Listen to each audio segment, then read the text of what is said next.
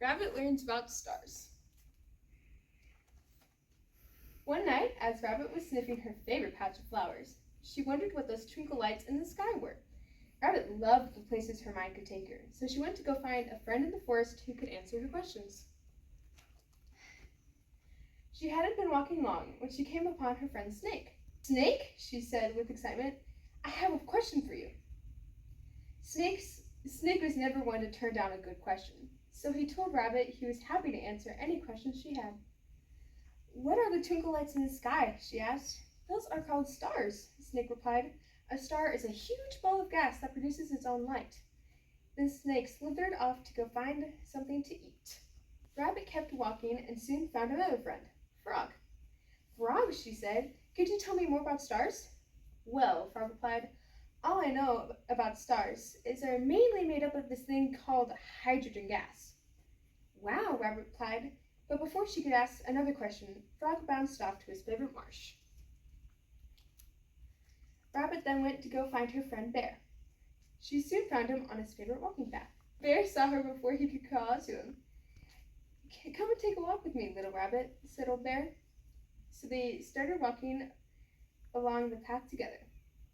As they were walking along, Rabbit started to wonder out loud, "I wonder how many stars you can see in a night." "Well," Bear said, as they came upon a clearing, "I once heard a human say that they counted 2,000 stars one night, but because I'm awake all night, sometimes I count up to 10,000 stars." "Fascinating," Rabbit said. "Thank you." Then she hopped away to find a nice place to sleep. As Rabbit was on her way to her den, she saw an acquaintance, Miss Owl. "Hey, Miss Owl, can you answer my most recent question?" "Of course," Miss Owl hooted back. "How many stars are in the universe?" Miss Owl said, "No one knows for sure, but my wise old owl professor once told me that there are roughly 200 billion trillion stars in the whole universe." More questions came to Rabbit's mind, so Miss Owl suggested she ask the wise old moose her other questions. She found the old wise moose wandering around the forest, so she hopped on top of an old stump so he would see her. "Moose," she said rather loudly to get his attention.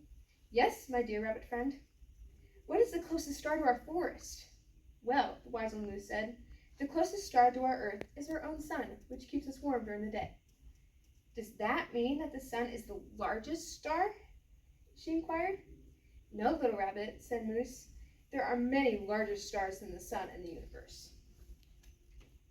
They walked together through the trees on top of a tall hill. "Do you have any more questions, Rabbit? Why do some of the stars seem to make shapes in the sky?" "Well," Moose said, "those are called constellations. There are clusters of stars close together, and when looked at in the right way, they do seem to be shapes."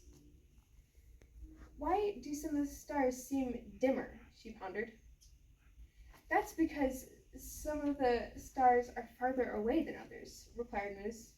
"Now, you should really get to your den to get some sleep." "Okay," Rabbit said reluctantly. She was awfully tired, though, so she hopped off to her den to take a nap. As Rabbit came upon her den, she saw a beautiful light show in the sky. Then she saw her school friend Bird sitting on the rocks of her den. "Bird, aren't these lights beautiful?" "Yes," said Bird. "I must go to my nest to go to sleep. Farewell, see you at school tomorrow." With that, Bird flew away, and Rabbit went into her nice warm den. She soon fell asleep and had a great dream of exploring among the stars.